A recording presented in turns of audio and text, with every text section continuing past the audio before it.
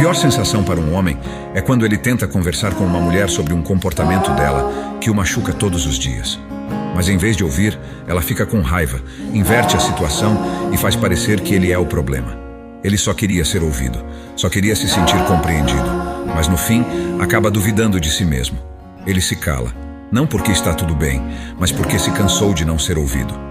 Não é drama, não é frescura. É o coração dele pedindo por esforço, por mudança, por cuidado. Um homem para de falar quando sente que não adianta mais.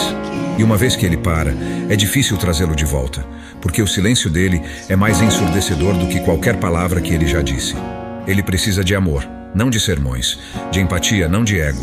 Ouça antes que ele desista de tentar. Entenda antes que ele vá embora, porque quando ele desiste de vez, é para sempre.